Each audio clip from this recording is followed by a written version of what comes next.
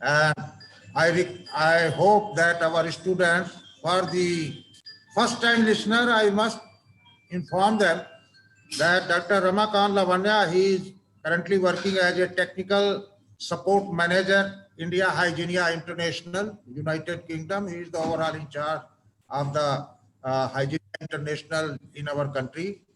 He is an alumni of NDRI Karnal.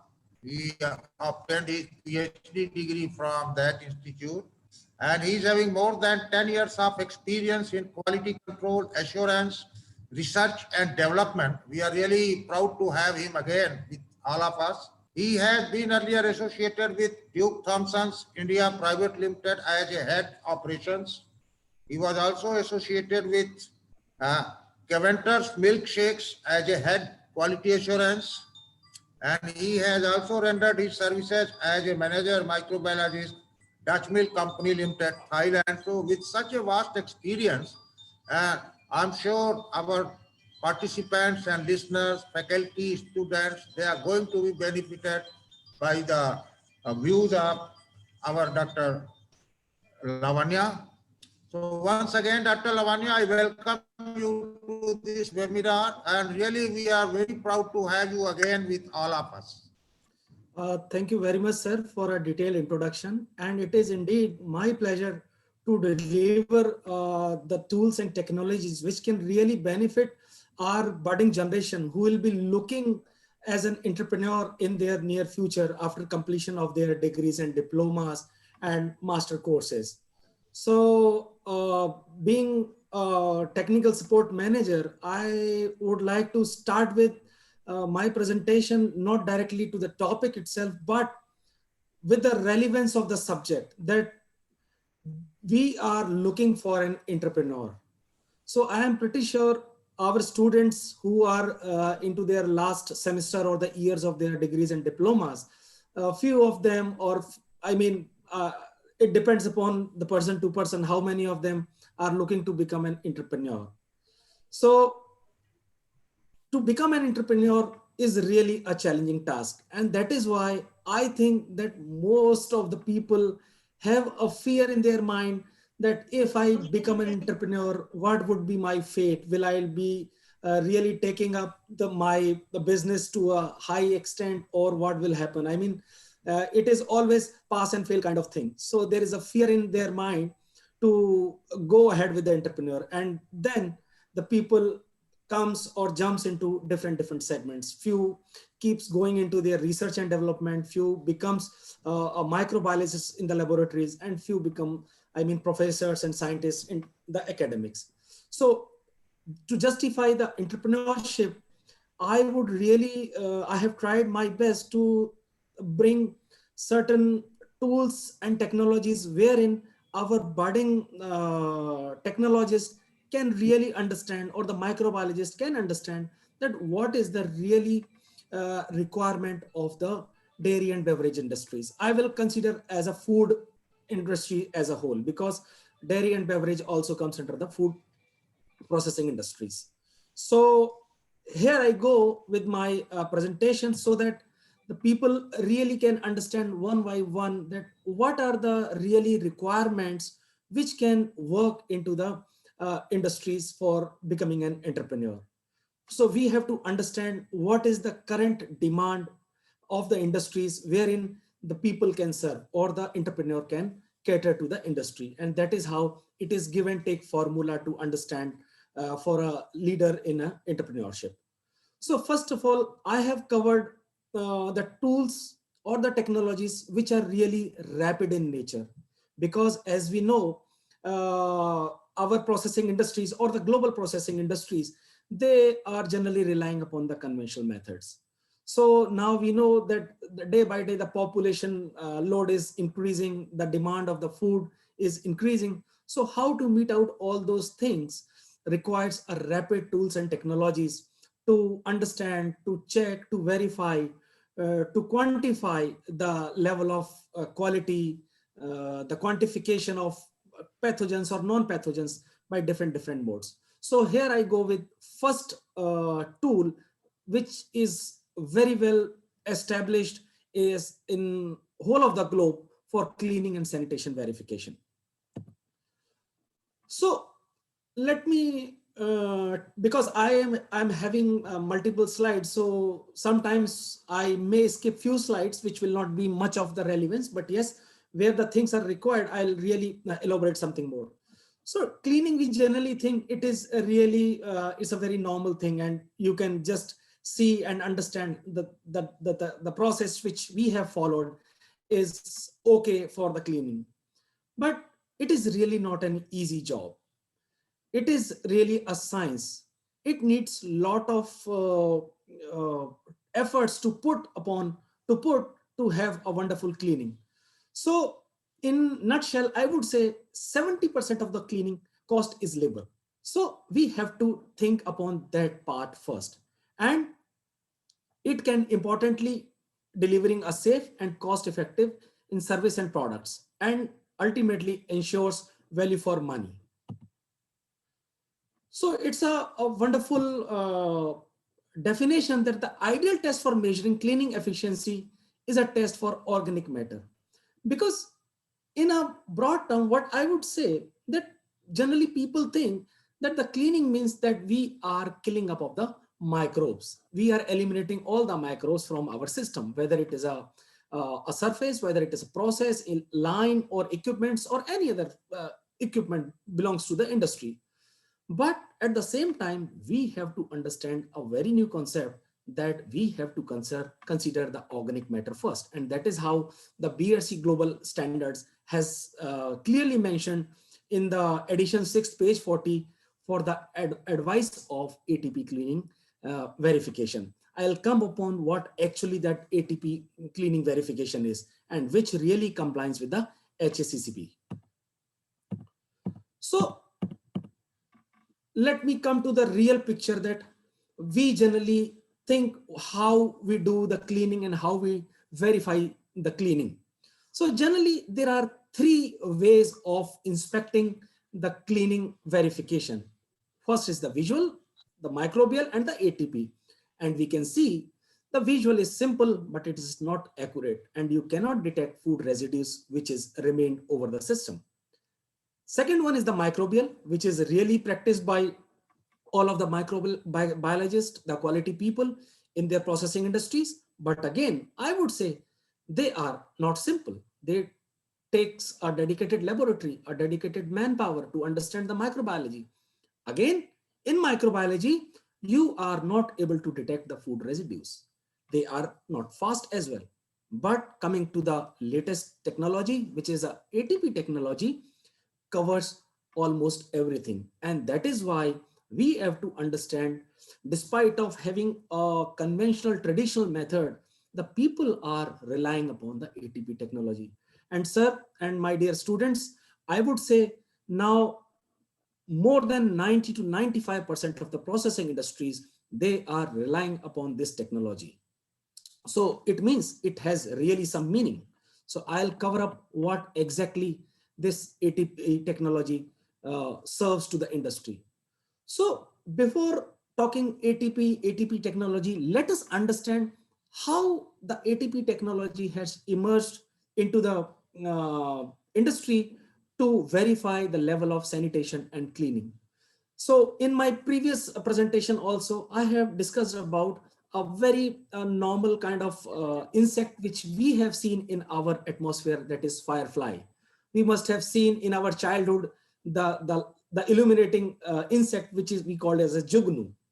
So this was the concept which strikes into the scientific fraternity, and they understood that how this particular insect is illuminating itself. So they understood the scientific phenomena behind that, and they discovered an enzyme which was responsible for giving up this lighting. So let me come to the ATP device, which generally detects 10 to the power minus 15 value, which means a femtomole. Now you can understand this value is so low that is going to trigger a certain mechanism which illuminates itself and can be read by something.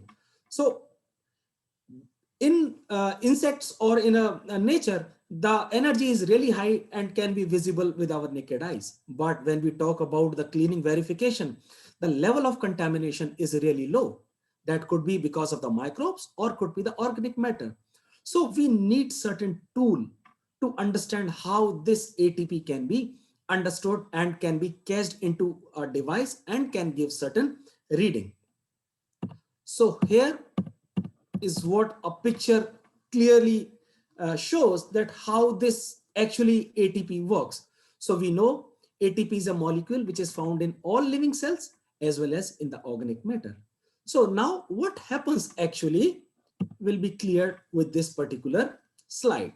So now I have taken up the ATP device into the picture, wherein I'll be able to understand, I'll be able to make you clear that how this device or this technology helps you out to understand the level of cleaning and the sanitation at any of the surface, any of the object which is there in the food processing industries, even also in the hand hygiene, because hand hygiene is also a very critical part for the operators who are handling the food and the beverages part. So basically, there is three things which is required. One is the instrument, another one is the bioluminescence chemistry, and third one is the test device. So now how it is going to work? So basically, let me show you the device I have in my hand. Everyone, I think they can see. So this is what the test device I have with me. So generally what we do, we take out the swab from the device and we do the swabbing for 4 by 4 inches or 10 by 10 centimeter area, which is a recommended guideline all across the globe. So we have to put this particular swab. It looks like a normal swab, which we generally use in our laboratories, but it is specifically designed for ATP technology. So we take the swab, which is a sampling from any of the surface, put it back into this tube. There is a special reaction reagent, which is nothing but the bioluminescence chemistry. So here you will be finding enzyme and the substrate solution on the top. So we will break from the top so that the liquid goes down and flows and contact with the ATP. So once this ATP is connected with the bioluminescence chemistry, that is enzyme and substrate, there is a reaction which illuminates light, which is really shown into this slide, right? So this light is read by a third part, which we call it as an instrument, ATP device, and it is nothing but we call it as a luminometer. Why this is called as a luminometer is simply because we are measuring a light and we know the intensity of light is measured in lumen. So the scientist has given this name as a luminometer. So generally what happened? We collect the sample from the surface, we break the special reagent which goes into the bottom of the tube, interacts with the ATP and illuminates some light. And this light is read by this instrument and the values comes on the screen. Now you can see it is a direct correlation that higher is the ATP level, increases the light and dirtier is the surface. So it's a direct correlation that if the surface is contaminated or having a high load of contamination will give you a more value. And that value is not going to come in CFU, it is coming into the value of RLU, that is a relative light unit. So globally, all the food processor or the community has fixed up a certain values, a cutoff values for pass and fail. Say for example, if you see this slide, there is a value where it is clearly indicating the value between 0 to 20 RLU gives you an acceptable limit, which means your cleaning and sanitation has been done with a perfect way, with a perfect manner. But if it is coming down between 20 to 15 RLU, then you can consider that there is a requirement of certain step which gives you as a caution value. I mean, you can really check upon the steps required to bring that caution value to the pass limit. And if at all this value is crossing the limit of 50, then it is for sure there is some lacuna, there is some gap in our cleaning and sanitation. So we have to take a necessary action. Now, please understand this particular thing. it looks to be very simple that the value is coming out to be 20, 50 and more than 50, we can understand. But is it really possible if I go with the microbiology, microbiological tools, I mean our conventional methods? You all know, to just get an SPC count, total count, you need to take a swab, a normal swab, put it into a broth and keep it and pipette into a petri dish on a media and then incubate for 48 hours, at least 24 to 48. So the result will be coming in after 48 hours. Now, my dear students, please understand the process of production is in continuation form. They never stops. The industries run 24/7. They just stop for a CIP, that is cleaning in place, and that is for 2 to 3 hour cycle. So how come you are able to come to a conclusion if you are going to take the normal swabs? So that is how this beautiful technology helps the processor, helps the manager to take a prompt decision to understand whether all the process is absolutely okay or not. And the second phase of production is ready to go. So that is how we work with the help of this technology, and which is really working wonderfully well all across the globe for verifying cleaning and sanitation. Now coming to the second section, second technology wherein we pass our sterile products, that is UHT products, for a quick release. So now I will take you directly to the subject. So we all know that, and we all have seen that we drink most of the juices, drinks, coconut water coming in a Tetra pack. So, and milk as well. And we all know that this Tetra pack is a technology wherein the shelf life of the product has been increased tremendously by taking care of all the microbes free from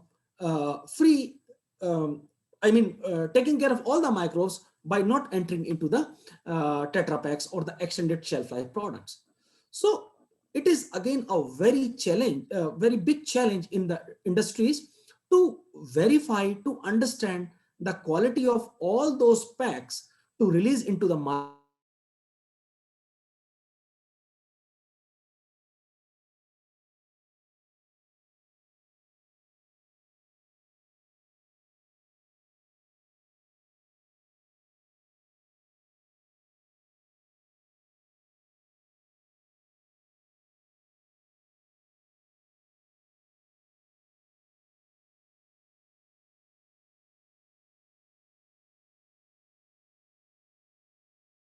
So ultimately, these methods, the conventional methods, also have too much of limitations. As we know, there are microbial populations which requires different media and different conditions to grow upon. And in general, the people are using only the plate count methods, or 1 or 2 media is added to understand some thermophilic or the mesophilic organisms. Like it is mentioned, the spore and the stressed organisms may not be able to grow upon those particular media.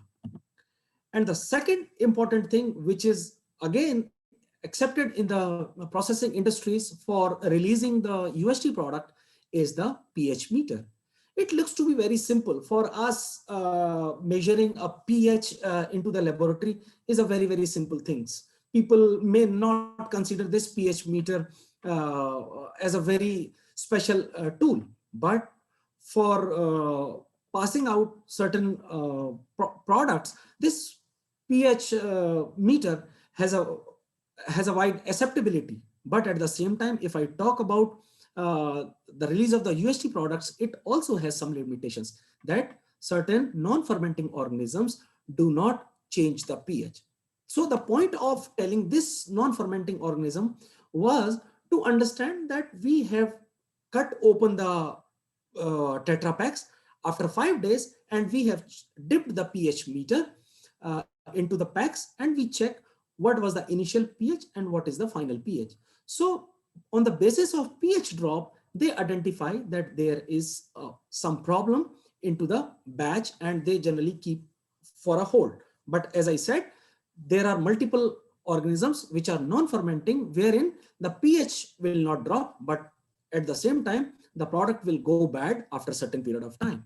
So this is what the impact of conventional methods, that there is a high inventory cost, loss of contaminated raw material, and ultimately, if I talk about, it damages the company's image, because you have released the product into the market, like real juice, your Coca-Cola buttermilk, any kind of product which is coming into Tetra Pak. It comes out into the market, and after a certain period of time, after 2 weeks, 3 weeks, or a month, that has gone bad. So it brings bad name to the company and also to the profitability. So now what to do then? Do we have certain things to cater into the food and beverage industries to counter this problem? Yes, we have. So we have to understand those technologies which can really work to counter these problems and come up with the expectations within, a very, very short period of time. So to counter all those things, which was taking 7 days to 9 days to clear up all the material which was produced in the factory, now the rapid technology can pass these all products in just 2 days. And it is nothing manual. It is all completed by the machine. Automation is there, and you need not to perform any kind of a thing. And it ensures each and everything which can be considered to pass in the quality test. So I'll come up with the basically advantages, that it detects all the microbes in just 2 days, and the result is analyzed automatically. You need not to analyze anything. You need not to pipette. You need not to put into the media and count the colonies or pH drop or anything.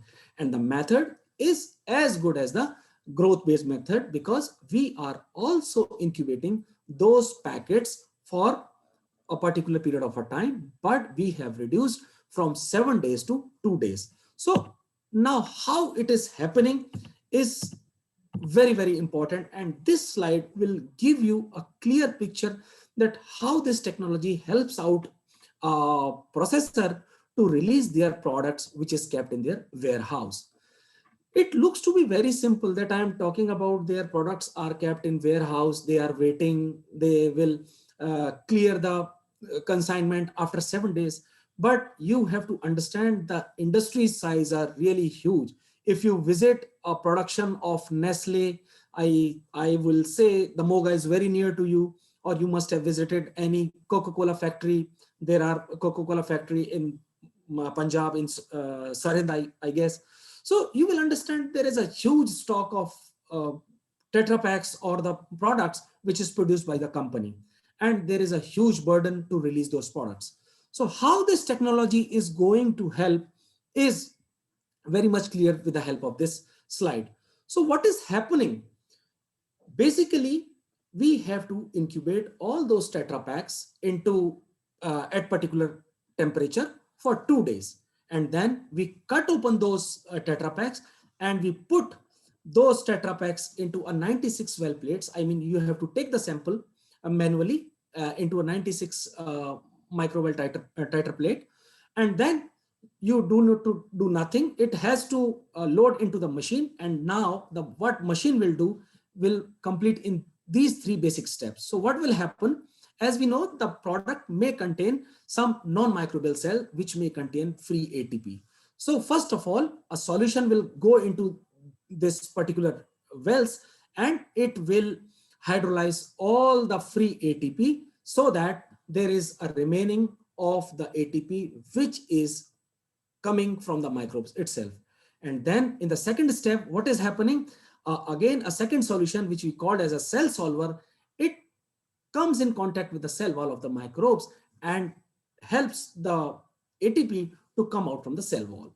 And finally, there is a dye which we called as a sensilux, which reacts with the ATP and illuminates certain light. It is again based on the ATP principle, but it is bioluminescence. So this dye interacts with the ATP of the cells and gives certain signal.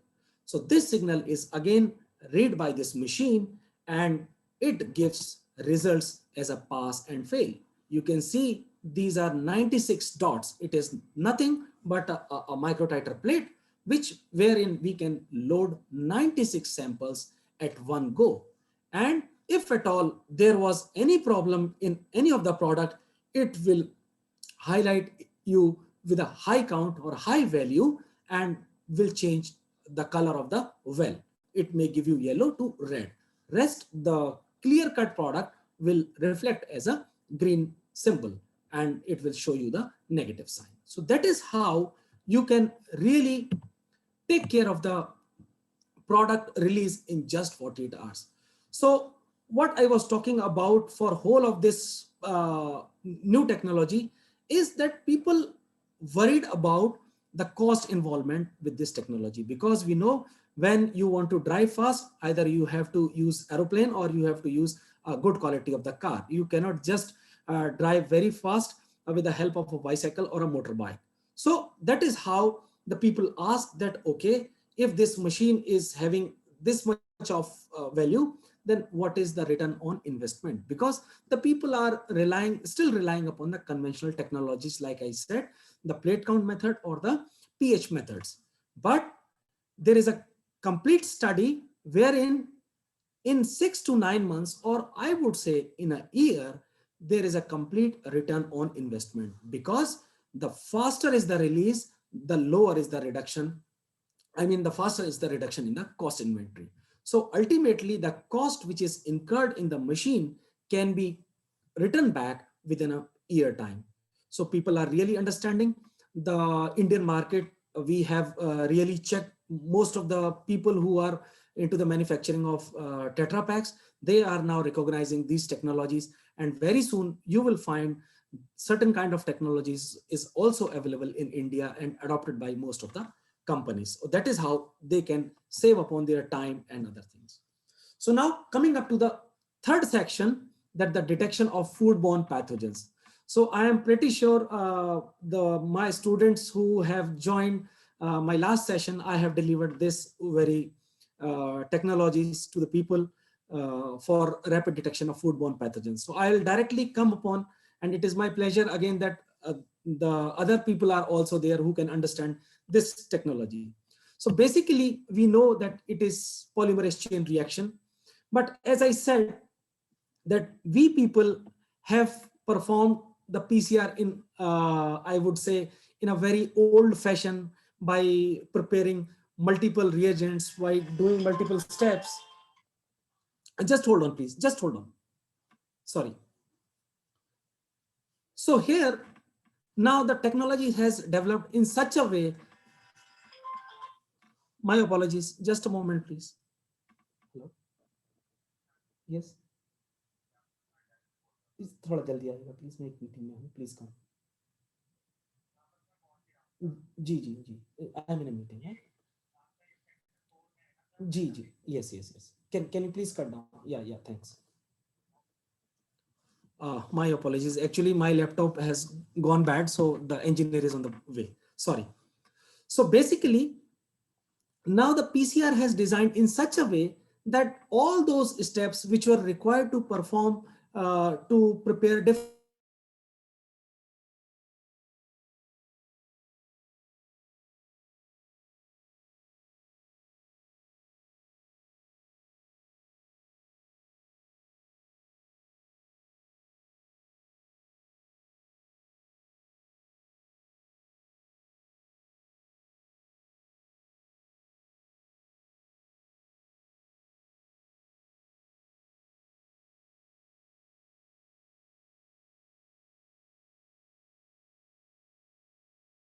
PCR, which is recently developed, I mean, though it is 30 to 35-year-old technology, but the advancement or the research has been made in such a way that it has become so simplified that even a person who is not at all trained in the microbiological techniques can perform this PCR. So how it is going to happen is just in 2 steps.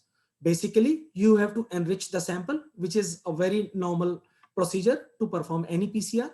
Now, all the reagents are available in the kit itself, and it is just nothing but a lysis reagent, wherein you have to put an enzyme, that is protease, into the lysis buffer.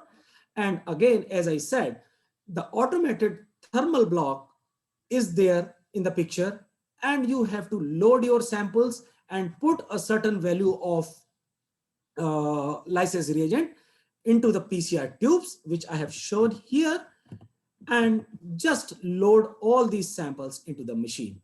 And you can use your time for 3.5 hours in another activities in the laboratories.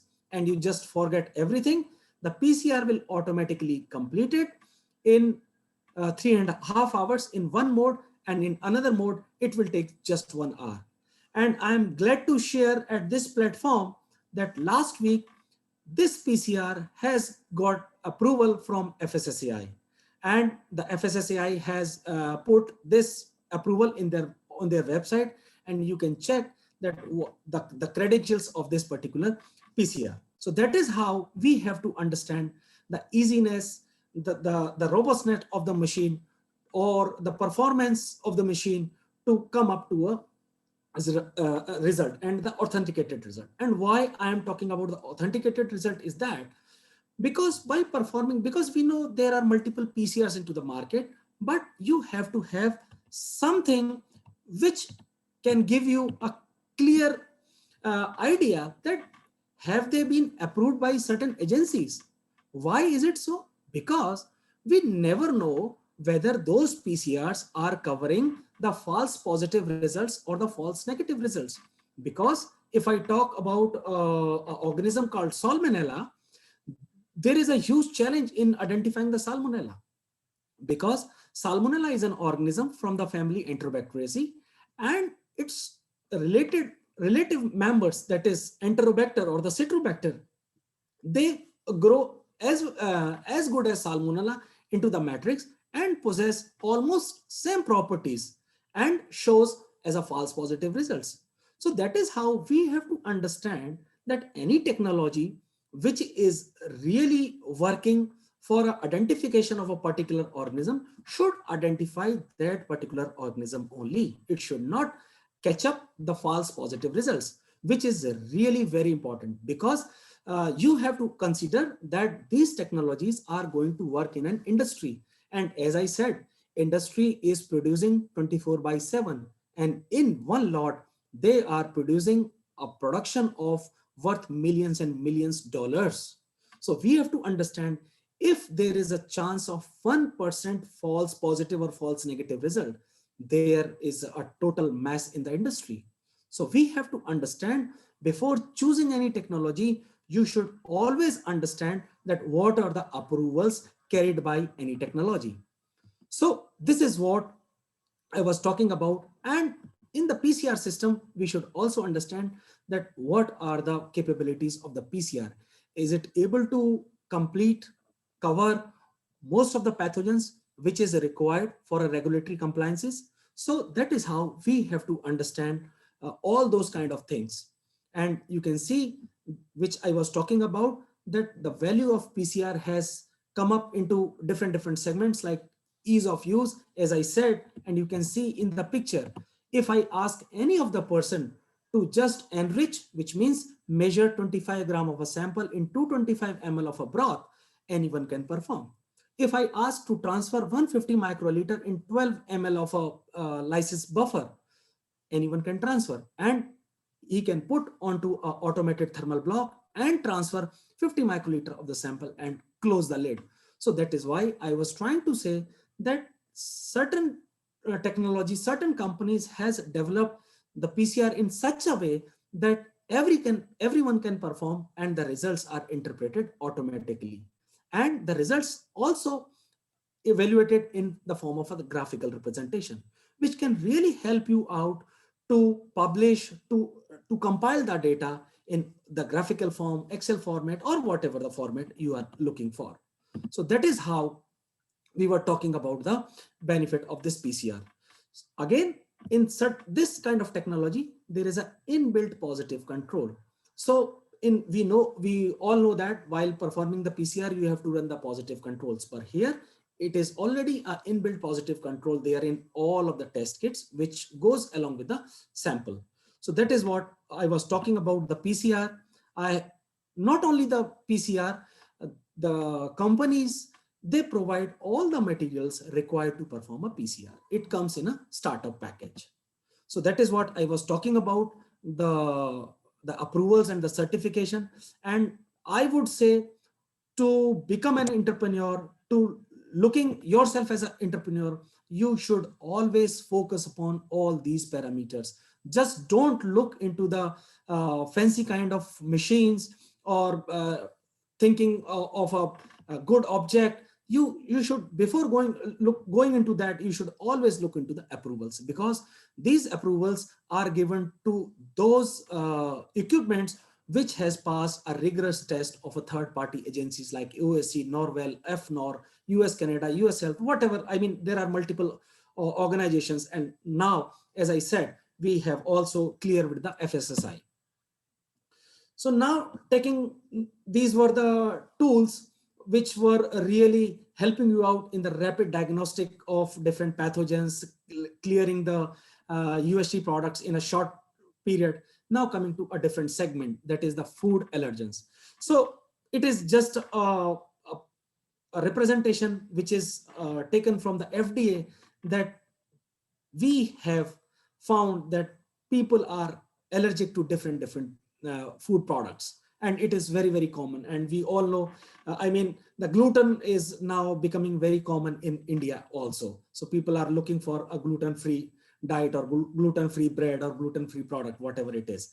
So we have to understand that as an entrepreneur, there are multiple things which has to be used in all food processing industries. So allergen is one among them.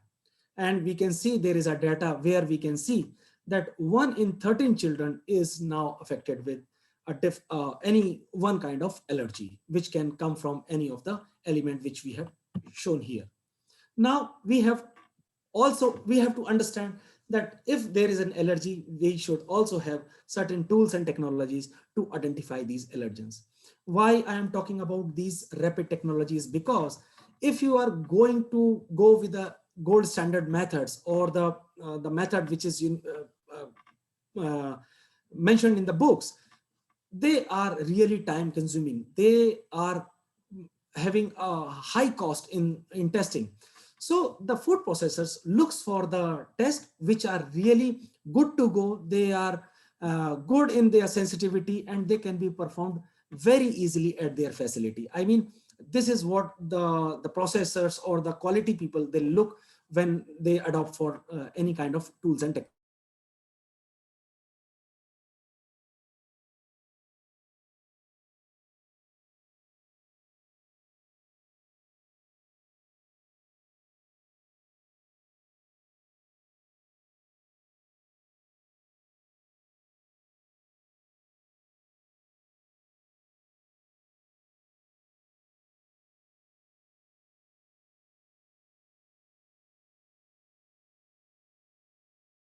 Adapt that there are reagents which is available in the kit. You have to just put those reagents with a sample, shake it for 20 seconds, hold it for 2 minutes so that the particulate matter settles down, and there is a pipetter. You can see, you take it few drops of the sample and put the strip into this and wait for 10 minutes. And you can see, on the basis of this bands, you can understand the sample is having allergen or not. So you can clearly say positive and the negative this. And for the surface, as I said, for the surface also, people used to check, because it is checked when the people run one product over the other, and the one product is having some allergen and other product is not having any allergen, but it is to be assured that the allergen should not move, should not go into the second batch. So that is how, again, you can swab it like this, break it into the wells, put the solution, and then again wait for 10 minutes, and you can see pass and fail results. And if you want to quantify, yes, we have certain ELISA kits wherein you can quantify. So it depends upon the requirement of the industry, whether you want to look into the pass and fail or you want to quantify the results. So there you can use the ELISA method. So these are the certain limits, and these are the different kits available for different products, different allergens to go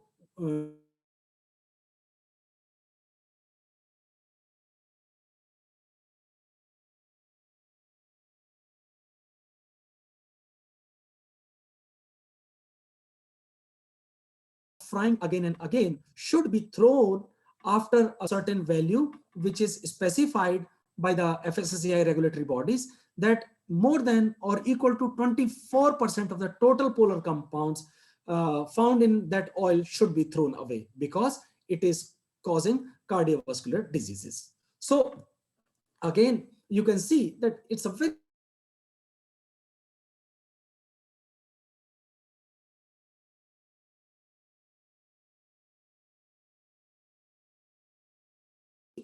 with a color index, that if the color is like blue, light green, dark green, so you can quantify on the basis of those color index the percentage of the total polar compound. So this is also going to help those manufacturers who are into the frying of the products like McCain fries or Domino's or Haldirams. So that is how you can pitch these kind of products into those industries as well. Again, it's a very simple kind of thing, that is 5-in-1 water test. So it's again a strip kind of thing. You have to dip that strip into the water and you can measure those 5 parameters in just 2 minutes. So nitrates, nitrites, total hardness, free chlorine, pH. Why I am giving you the glimpse of these things is because these are the tests which is really required in the industries. So the people can provide, the entrepreneur can provide one or the other test based upon the requirement of the people. Now coming to the another section, the aseptic, the sampling bags. So why the sampling bags is required? We do understand that in the production, in our quality labs, there are different materials which has to be analyzed for the quality purposes or have to send for the third-party laboratories. So we have to collect those samples in an aseptic way. So we have a different kind of bags which are available for those processors, for those quality people who wants to send their samples or who want to collect their samples depending upon their sample matrix. Could be the solid, could be the semi-solid, water sample, photosensitive, and depending upon all those sample types, the different kinds of bags are available into the market, wherein you can pitch for different industries. So you can see I have one sample to show that these are the bags which are sealed, packed aseptically, and when you have to collect the sample, you have to tear off this on this particular area, open up the mouth of the sample bag, put your sample, close it back, and they have a closure. You can just tighten like this, and even if you throw those bags on the wall, the sample will not come out. So that is how you have to understand that there is a requirement of sampling device also. In this slide, you can see there are the sponge sticks. These are the sponge sticks where you have to take the sample where your hands cannot reach. So, and you need to collect the sample from a large area. So this kind of sampling bags helps you out, and you can see that you can pick up the sample and put it back with a sponge or without a sponge. It depends, with a stick or without a stick, it depends upon the requirement of the industries to industry, and you can send it for its testing. So now coming to the isolation and enumeration methods, let me take back to the conventional methods or the standard methods, which is in the practice in most of the industries, are the standard plate counts, most probable numbers, dye reduction test, and the rapid method is the polymerase chain reaction, which I have discussed recently. And we all know that these are the common methods which are being used by the industries for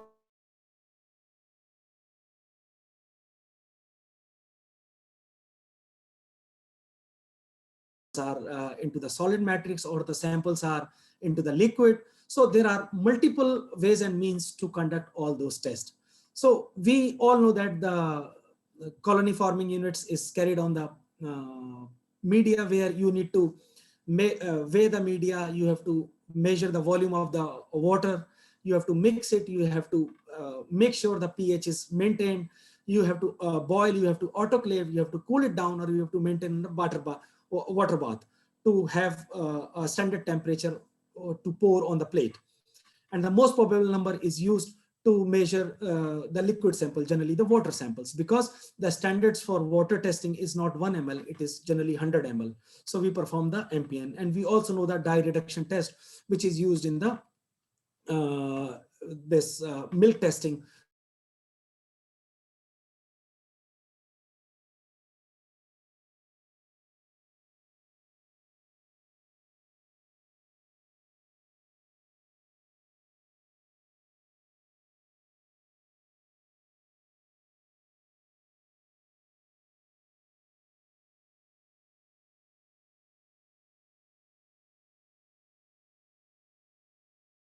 Test on by measuring pH meter, boiling, autoclaving, cooling down, keeping it bath, water bath, has come up in a very small compact form, which is called as a compact dry or a Petri film. So these are the tools wherein the processor can put their sample directly onto the plates and keep it in the incubator. So that is how whole of the process has been skipped, and ready to use plates has come into the picture with a novel addition of chromogenic substrate. Before to these chromogenic substrate, the people were using or still using the dyes, because the dyes change their colors after fermentation. I mean, the pH drop increasing and decreasing, they changes from blue to red or red to blue, whatever it is. So now, in spite of those, in place of those dyes, now the people, I mean, the scientific fraternity had come up with those technologies wherein the chromogenic substrate has incorporated into the media, into the plate, which is ready to use. And those chromogenic substrate are specific to specific enzymes. So there is a specific reaction of a substrate and enzyme and come up with a result. So the people can understand the growth of an organism on the basis of this kind of plates. So another section, if I talk about the detection of antibiotics, aflatoxins, and other things. So you can see I have a study which was done, in 2012. So we have come across, and it is the recent study as well, in all of the dairy processing industries, the people are coming across the usage of different antibiotics. And you all know that these antibiotics are administered to those cattle which are suffering from different ailments, diseases to cure. But there is a certain time limit that you have to respect, that the withdrawal period should be taken into the picture, which means that any antibiotic which is administered to the animals, that particular phase, the milk should not be consumed or should not be used for any kind of processing, because it is containing that antibiotics.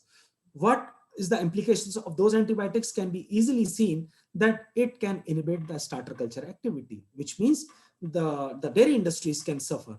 There could be the inadequate ripening of the cheese. There could be the effect in flavor and the texture of fermented milk product. There could be the decrease of acid and the flavor production of the fermented foods. So that is how we have to understand those as well. So again, you have to understand that how come we can serve those dairy industries to come to a conclusion whether their milk, that the tanker is free from the antibiotics or not. So again, there are lateral flows assays which can help out the dairy processors, to the quality people, to understand the level of antibiotics, the presence and absence of the antibiotics within just 10 minutes by dipping those lateral flow assays, I mean the kits, into that very small volume of a milk. And easily you can understand on the basis of these lines. These lines are nothing but depending upon their parameters. Say, for example, beta tetrasulfa, beta lactam, tetracyclines, sulfonamides, and aminoglycans. I mean, it depends upon the requirement of the dairy processors. I have quoted these three basic examples because these are the antibiotics which are really coming into the milk system from the people, the farmers. And there are other ways and means to identify the detection of antibiotics based upon the spore based. This is again a very unique and a very interesting kind of technology. Like if there is an antibiotic present in the milk, the spores of a particular bacteria will not germinate, and ultimately they will not release any enzyme, and there will not be any color reaction. And on the other part, if you see, if the milk is not having any antibiotic, there will be a growth of spores. They will release enzyme. The chromogenic substrate is already added. It will show you the color, and you can easily understand that the present and the absence of the antibiotics on the basis of these principles as well. These kits are also available in the market.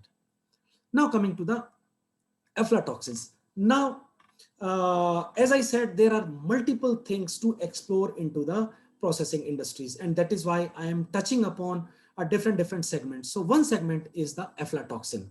So as we know, the aflatoxin is now a serious problem into the Indian market, especially for the animal feed and grains. So it is being produced from the toxins produced by the fungus called Aspergillus flavus and Aspergillus parasiticus, and other strains of Aspergillus are also producing these toxins.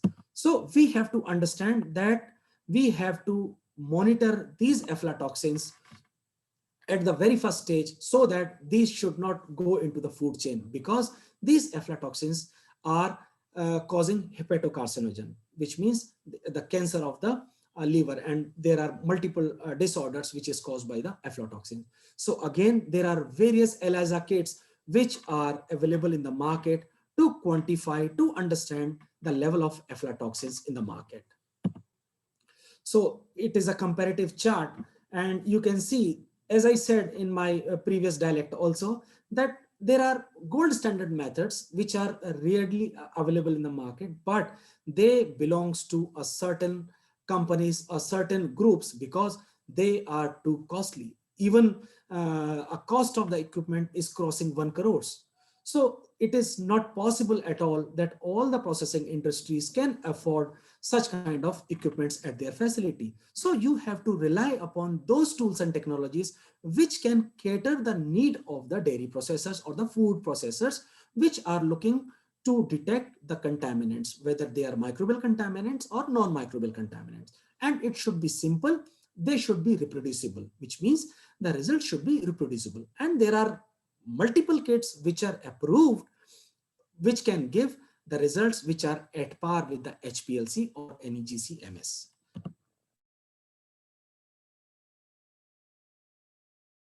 Technology which is really picking up a pace in the Indian market is that the enzymic technology. And why I am focusing upon this technology is because this is really a very new technology which is there in the Indian market. And why it is so, why it is gaining popularity is because, am I audible? Yes, sir. Okay. So this is gaining popularity because if I talk about the cleaning process, it is generally the CIP. I mean, the acid and the lye and the hot water is used in all the processing industries.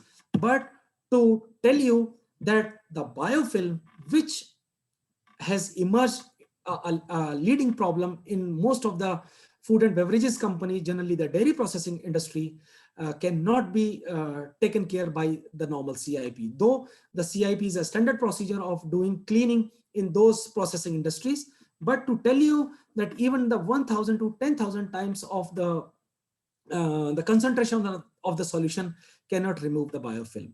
So why? Because this biofilm is made up of EPS, that is exopolysaccharide, and it is nothing but those microbes only which are there in the system, which are there in the pipelines, which is there in the instruments, which is there in the system, because they have found certain place where the water flow, the temperature, the mechanism of the CIP is not impacting them, and they are having a good place to hide.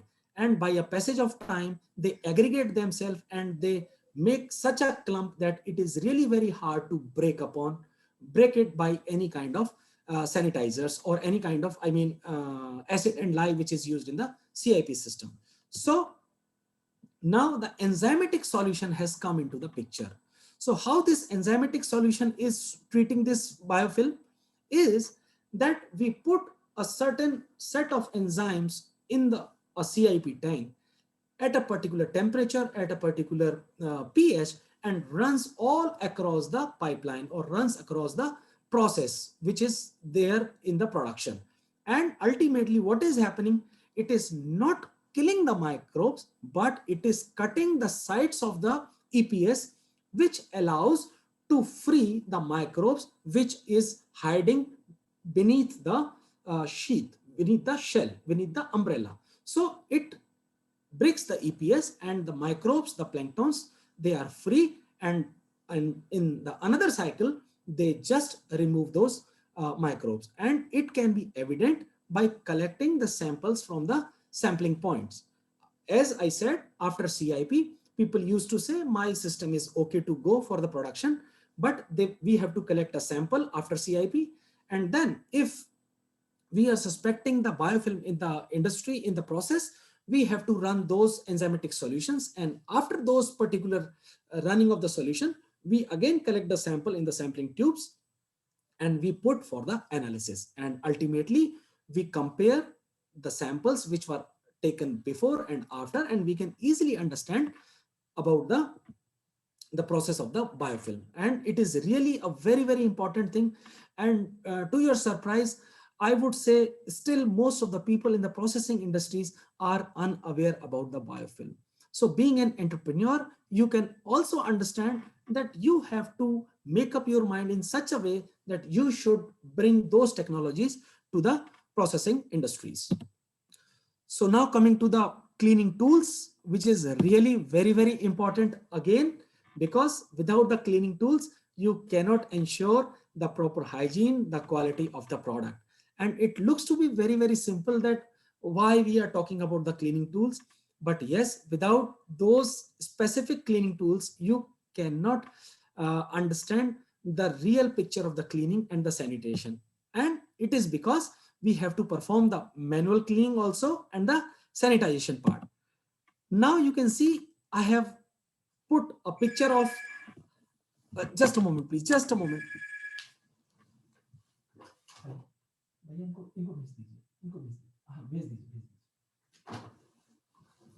So this picture is clearly showing you that there are different brushes, there are different tools, there are spatulas kind of things, which is helping the dairy industry, the processing industry in the cleaning.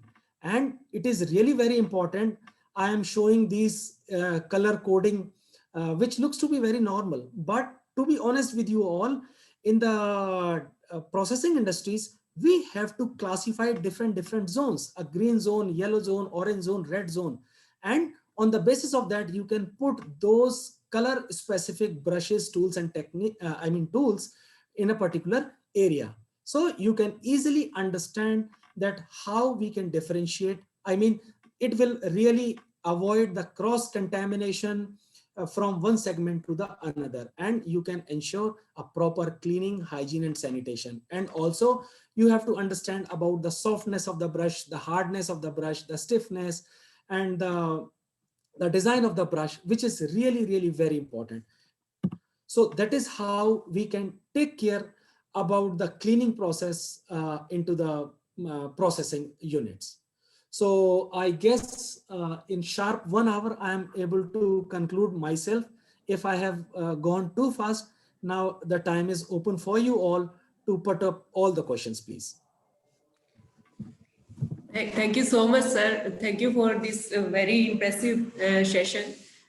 Sir, in your lecture, actually, it was very informative lecture for us to know the cutting edge technology required for industries, food industries, and ready to eat food preparing units. So, as an entrepreneur, one should know about these all technology and tool to maintain the goodwill of their brand in market. So, it was very useful session for us, all of us, sir. So now I will go through the questions of the participants, and let me see that. Okay. So, yeah, sir. Thank you, Dr. Namita. And though, see, to accommodate all those technologies in just 1 hour, really, I was pushing fast because I was trying to give a glimpse of the tools and technologies which is really required for the processing Yes, sir. industries True, to sir. become an entrepreneur. So now it is my pleasure that if at all, whatever the things, whatever the questions comes into the students' minds, they are most welcome. My email ID is there. I am here. So I'll be happy to answer one by one. Please go ahead. Yes, sir. Sure, sir. I will request to students, if they are having any query, they can type their question in chat box. And there are a few of questions already, so I am just reading them one by one. So one question is there that can ATP technology detect the spore formers and somatic cell? I think somatic cell you have explained, sir, already. But the question is, can this technique detect spore formers of spores also? Namita, you have to just excuse me for 5 seconds, please. Just 5 Yes, sure, seconds. sure. Yeah.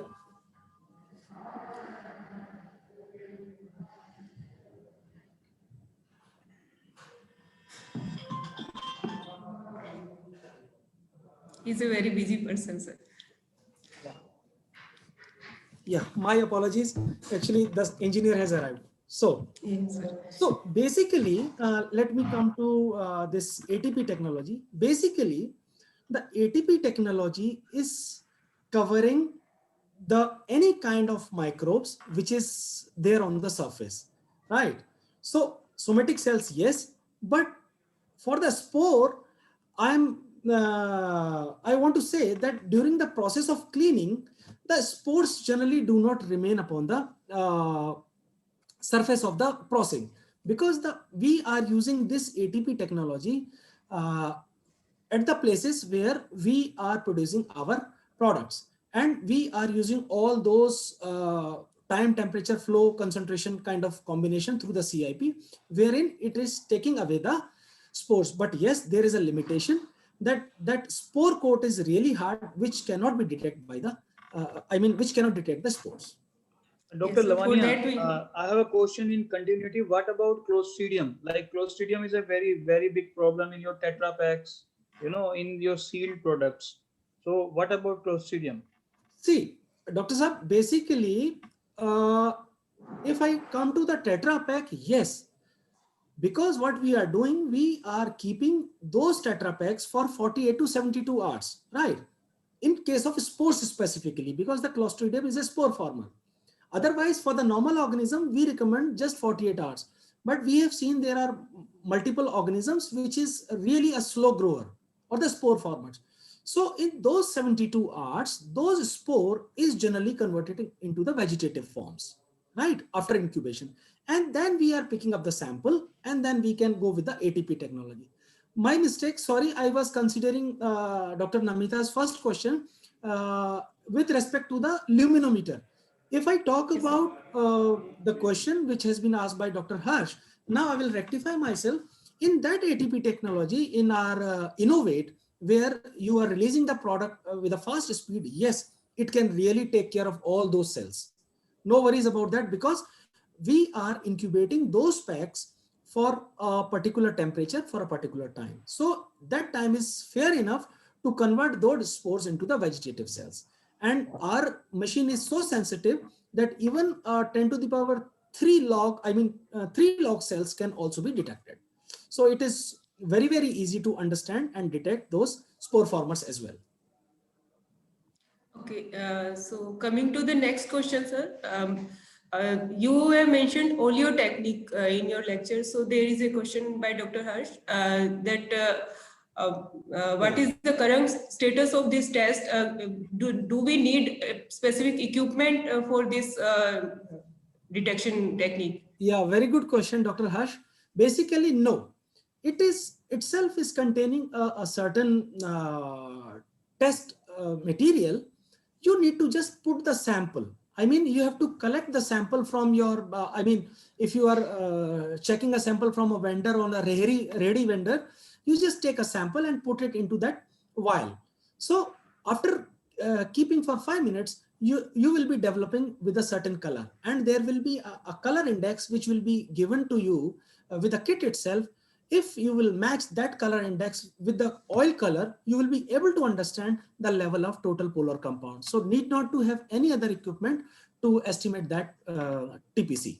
So, Dr. Lavanya, what is the cost per sample testing? What is the cost? Dr. Saab, I need to check, though I look for the technical support, but I would say 150 to 200 rupees per test. I think so, Okay. but I'm not sure.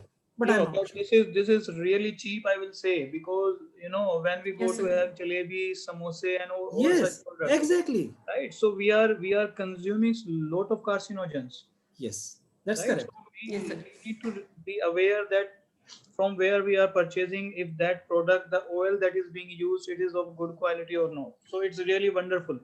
Dr. Saab, I am Yes. again pleased to share that I am going to again apply this test to the FSSAI, because the FSSAI also has found this technology as a very supporting technologies to understand those total polar compound where we are eating jalebis and samosa from a local vendors.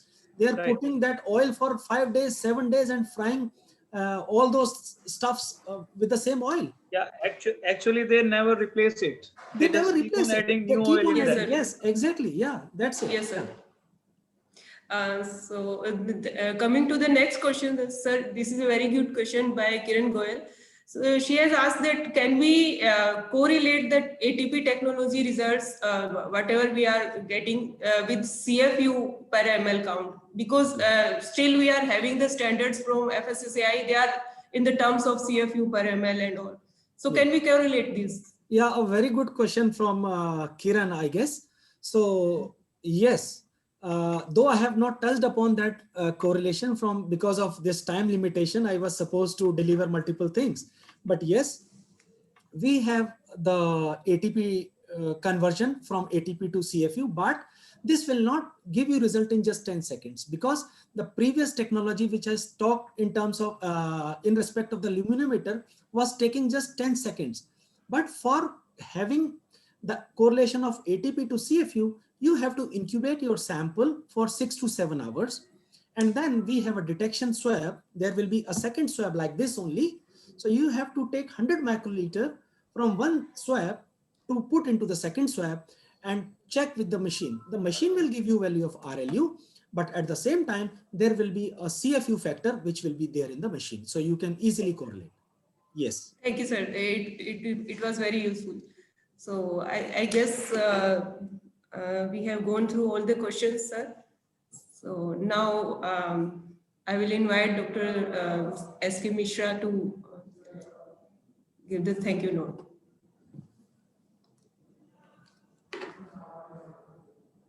Thank you, Dr. Namita. So, good afternoon, everyone. It seems to be a great honor to propose the vote of thanks on the behalf of Guru Angad Dev Veterinary and Animal Sciences University to express our sincere thanks to the Honorable Speaker, participants and the team who have helped us in the making this seminar a very resounding success. So first of all, I would like to give my hearty vote of thanks to our distinguished speaker, Dr. Ramakant Lavania, for sparing his precious time and making us acquainted with the latest insights towards tools and technologies for driving leadership as a dairy entrepreneur. Surely it was a wonderful learning experience for participants, largely comprising of UG and PG students. Thank you, sir, for your very thought-provoking and interesting address. And my sincere thanks also go to our Honorable Vice Chancellor, Dr. Inderjit Singh, for his excellent direction and motivation. We are grateful to Dr. SPS Guman, PI of IDP project, Dr. Ramni, Dean College of Dairy Science and Technology and IDP Cell Unit for their valuable support and inspiration. I would also like to thank our beloved head of the department, Dr. P.N. Divedi, for his guidance and moral support. I am happy to express a vote of thanks to our team of Dairy Microbiology Department that has made this seminar a grand success through their motivation and dedication. I thank all those who have participated overwhelmingly and making the event a great success. Thank you very much. Thank you, Dr. Lavania. Thank you, doctor. Thank you so much. Thank you, sir. One request to all the dear participants, please switch on their webcam for the photography session. Request to participants.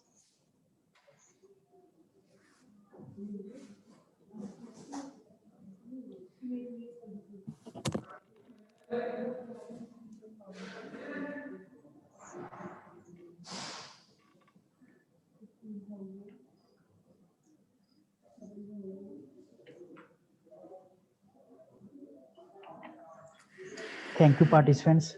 It's